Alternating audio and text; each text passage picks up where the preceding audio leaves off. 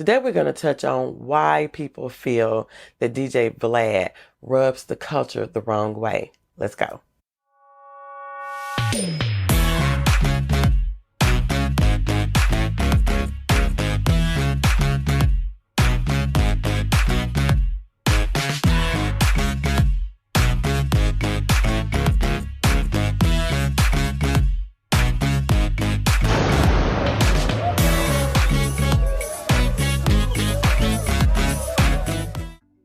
Hello, welcome to this week's Indie Artist Music Hustle with Blonde Intelligence. I'm your host, Miss Roni, and I always seek to give you exquisite cranial repertoire. And this week, I am going to touch on why the culture feels like DJ Vlad is basically disrespectful and rub the culture the wrong way. I know I spoke briefly in another episode about the Marlon Wayans fiasco.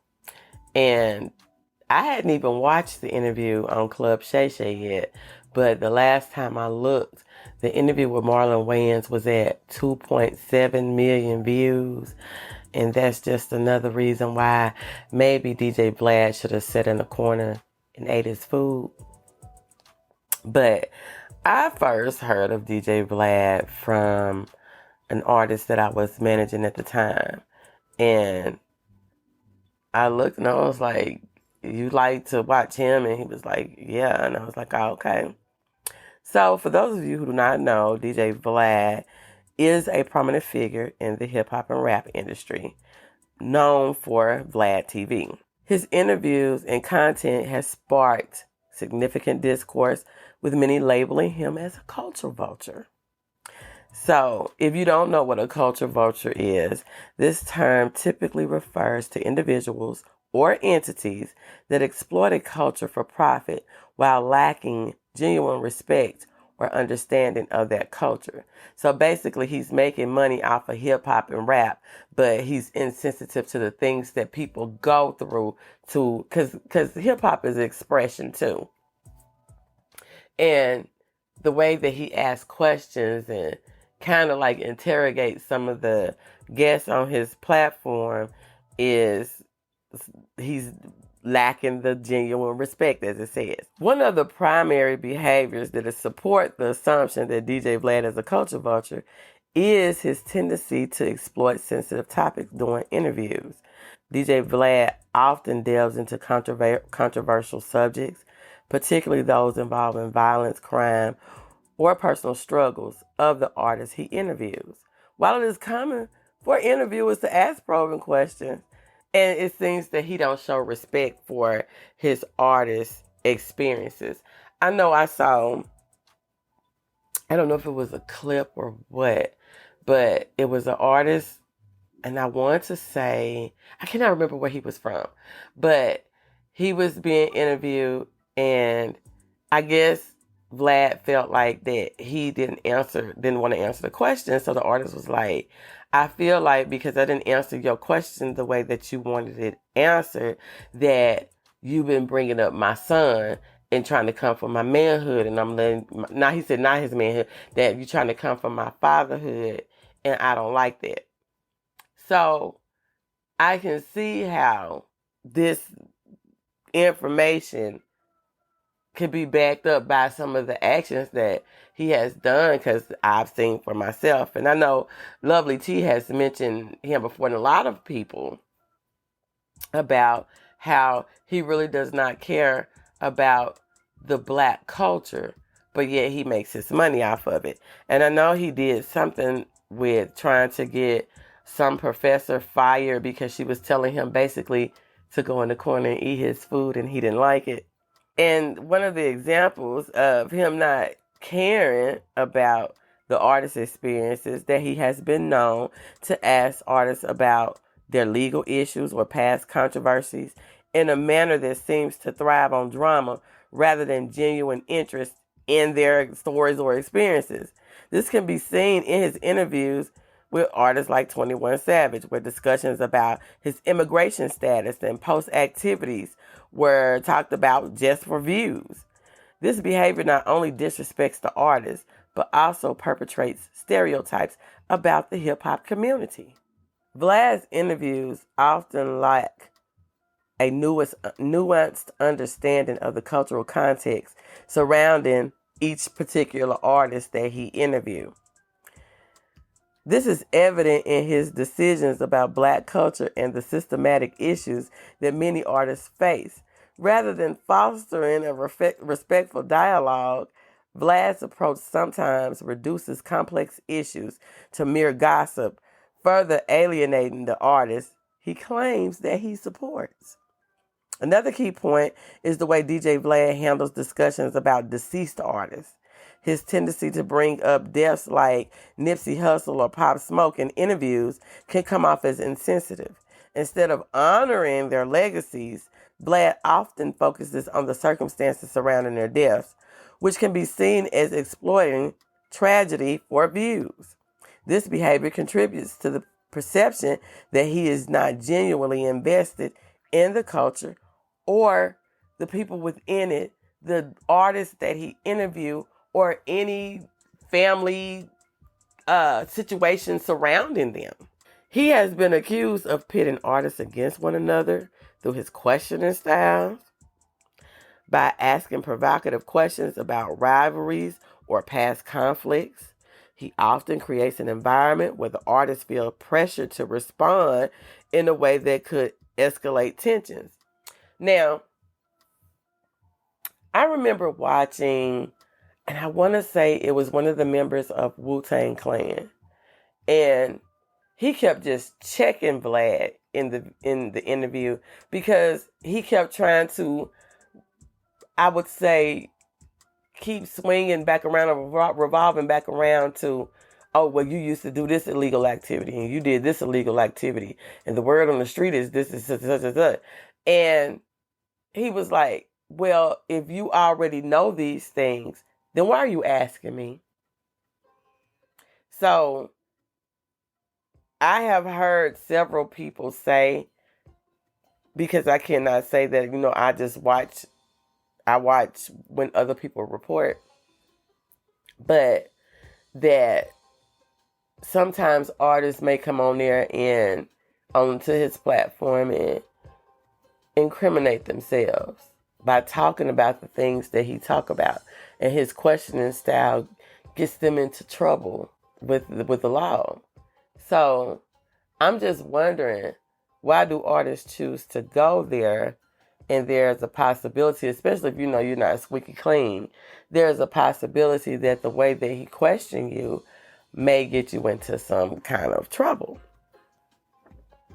But I did watch another, I don't know what platform this was on, but they were talking about how there was an artist on there and he was questioning him like that and that, how he was sidestepping everything that he was asking, and he was like, I'm going to give you the answer that's going to be politically correct. And basically, if he's paying these artists for these interviews, I'm thinking that he's expecting to get some juicy details, but I think that people are on to him now. It's like he's trying to keep the artist into it, and it has been evident in interviews with artists who have had public disputes, leading to concerns about his role in perpetrating conflicts within the hip-hop industry. Critics argue that DJ Vlad's platform, while providing a space for artists to share their stories, ultimately serves to reinforce negative stereotypes about the hip-hop culture. And I know that they say that he's very sensitive to people using his content, and that he tries to get content creators flagged. And I just don't understand that if you want to be a part of the hip-hop community, it's a reason why it's called the community. And this raises questions about the responsibility of media figures in representing Black cultural authentically. And I don't think that he represents Black culture or the hip-hop community in a genuine, authentic way. So yes, it does raise questions about that. And they have gatekeepers for everything else, but there's nothing for that. I was teaching about what it means to be an American. And they were talking about how America is considered the melting pot, that everybody just melts in together, and that everybody has been respected except for the Negro community, which is really the hip hop community. So I myself don't like for people to come in and just think that they just gonna bully and elbow, as Ludacris say, throw them bows, and bully your way in and think that you can talk to people any kind of way and have professors fired from their jobs and tell black icon comedy legends that they're not worth $40,000 for an interview, when right now he's getting last time I checked, 2.7 million views just on one interview. The way Vlad engages with social media and the online community further complicates his image, which I just said about how he interacts with people. His interactions often seem to prioritize clicks and views over meaningful engagement. This is evident in the way he promotes his content, sometimes at the expense of the artists involved.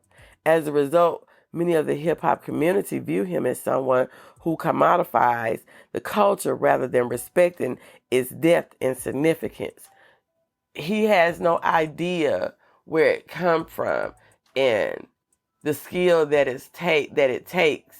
And I would say, and sometimes I watch DJ Academics. DJ Academics is another one.